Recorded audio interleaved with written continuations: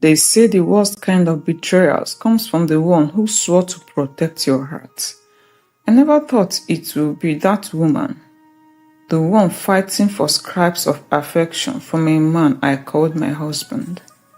My name is Chidimma Okafo, and this is the story of how I lost my husband, and how I planned to steal him back from the woman who thought she had won. It all started on a rainy Thursday night. I was sitting on a cream leather couch in Lekki duplex, waiting for Kenneth, my husband, to come home. The rain poured heavily against the windows.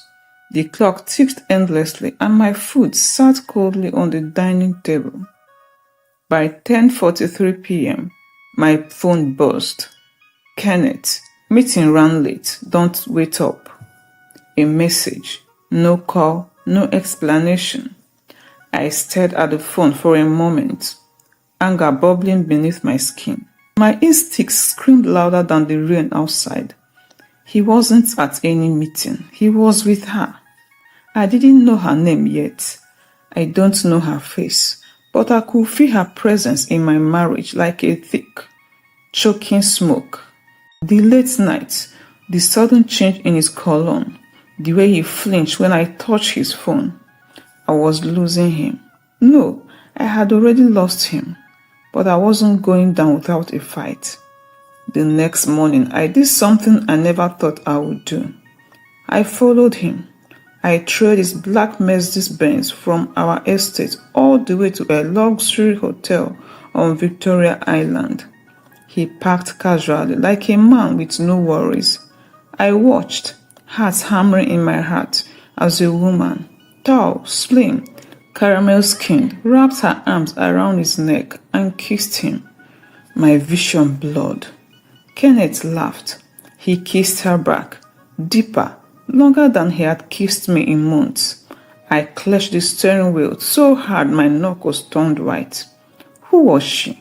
What did she have that I didn't have? But even as the questions burned my soul, I knew one thing for certain. I was going to take back what belonged to me. And I would do it so well that Kenneth would forget that girl ever existed. Even if it meant becoming someone I barely recognized. Even if it meant getting my hands dirty. After all, in love and war, all is fair. I sat in my car, the rain now a drizzle, watching them disappear into the hotel. I should have cried. I should have screamed. But strangely, I felt nothing. Just a cold, calculated silence growing inside me. Tears were a luxury I could no longer afford. It was time to think, to plan. By the time I drove back home, I already knew what I had to do. The first step was simple. I needed to disappear from Kenneth's radar. Not physically, no. I needed to become invisible emotionally. For the first time in months, I stopped asking where he was going. I stopped checking his phone. I stopped complaining. Instead, I poured my energy into myself. I upgraded my wardrobe. Nothing too loud, just enough to turn heads softly. I joined a gym and started working with a personal trainer. I changed my hair, fixed my nails, even bought a new signature perfume. Soft, alluring, and unforgettable. I became a version of myself Kenneth hadn't seen in years. Confident, radiant, mysterious. And just as I predicted, it didn't take long for him to notice. One evening, about 2 weeks later, I was dressing up for a friend's art exhibition. A black body-hugging gown, red lipstick, minimal jewelry, classy but deadly. Kenneth walked into the bedroom and froze. "You're going out?" he asked, his voice strange, almost insecure. I smiled, the same way you smile at a stranger who compliments your shoes. "Yes," I said lightly, "I have plans." He frowned. "With who?" "Friends." "Does it matter?" He opened his mouth to say something, then closed it. For the first time, I was the one walking away.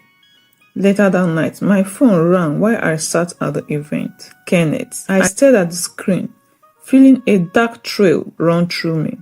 I didn't answer. He called again and again.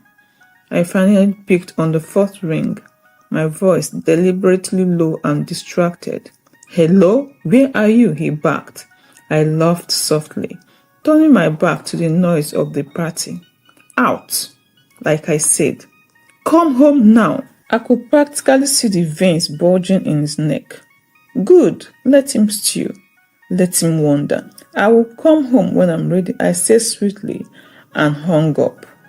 That night when I returned, Kenneth was sitting in the living room, still in his work clothes, his face dark with jealousy and confusion. "Who were you with?" he demanded as soon as I walked in. I breezed past him, kicking off my heels.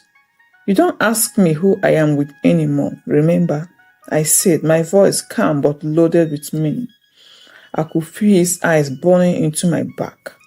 The game had begun, and soon, very soon, Kenneth will realize that no mistress, no matter how sweet or sexy, could compete with a woman who knew him better than he knew himself.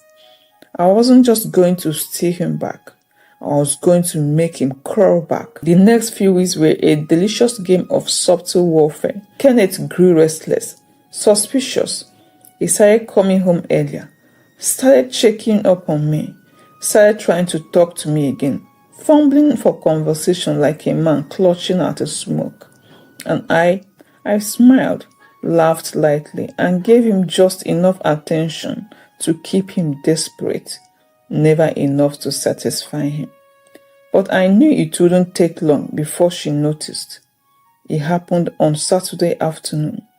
Kenneth and I were at home, him pretending to watch a football match, me pretending not to notice his constant glances in my direction when his phone buzzed repeatedly on the center table.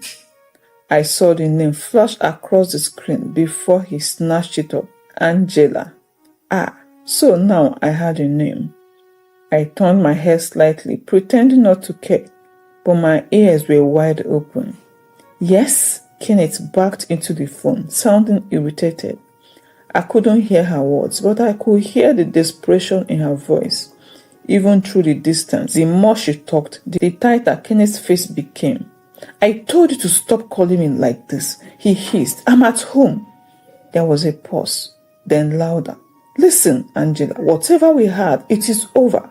Stop embarrassing yourself." He ended the call and tossed the phone into the table with a loud clatter. Silence hung between us like a thick fog. I said nothing. I just got up, walked to the kitchen, and poured myself a glass of juice. I could feel his eyes drilling holes into my back. Good. Let him wonder how much I had. Let him burn. But I underestimated Angela. A scorned mistress is a dangerous thing. 3 days later, as I was leaving the supermarket, a sleek red car pulled up beside me. I barely had time to react before a woman stepped out and blocked my way. Tall, slim, flawless skin, and even though she wore no makeup, she oozed raw, unfiltered beauty. "So you're the wife?" I smiled politely, pretending not to recognize her. "I am sorry. Do I know you?" She laughed bitterly, folding her arms. "You think dressing up and playing smart will make him love you again?" I stiffened, but kept my face neutral. "Excuse me," I said, stepping around her. But she grabbed my arm, her grip strong. "You can't keep a man who doesn't want to be kept. Kenneth is mine. He just hasn't realized it yet." Her words hit like tiny precise knives, but I didn't flinch. Instead, I smiled. A real slow, devastating smile. "You poor thing," I said softly, yanking my hand free. "You've already lost. You just don't know it yet."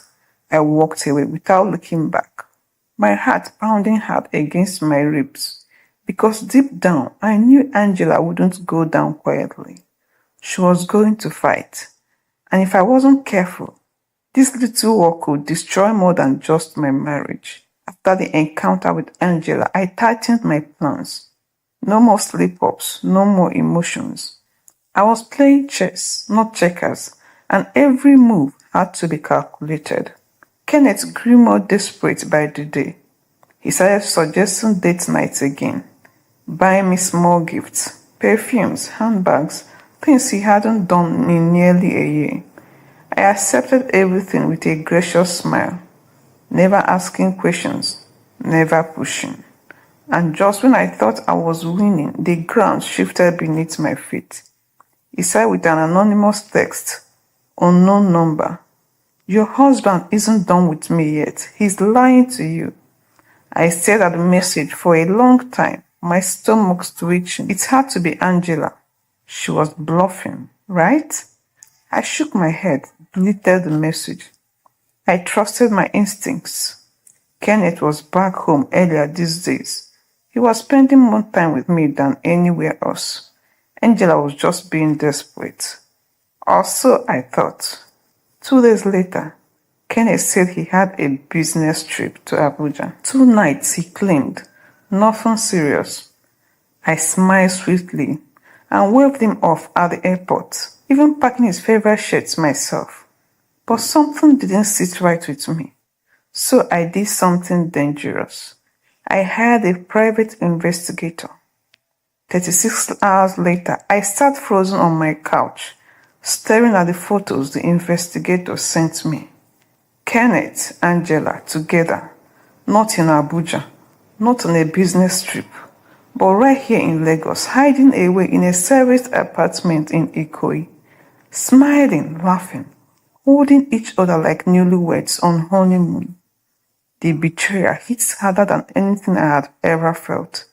It wasn't just the cheating, it was the lies, the effort he put into deceiving me while pretending to fight for us. I pressed my hand to my mouth to keep from screaming.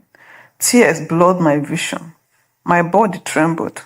For a moment, just a moment, I wanted to destroy everything. But then, a deeper cold rage settled in. They wanted to play dirty. Fine, I could get filthy too. That night, I made a decision that would change everything. I was no longer going to wait for Kenneth to come back crawling. I was going to make him beg, not with sweet smiles and silent tears, not with pathetic forgiveness. I was going to make him lose everything he thought he had, including Angela. And when he realized what he had done, when he realized what he had truly lost, it would be too late. I spent the next 2 days planning my revenge, like a general preparing for war. Kenneth thought he had me, trapped in the comfortable prison of marriage, bound by love, loyalty, and fear. But he forgot one thing. A woman scorned is the deadliest opponent. And I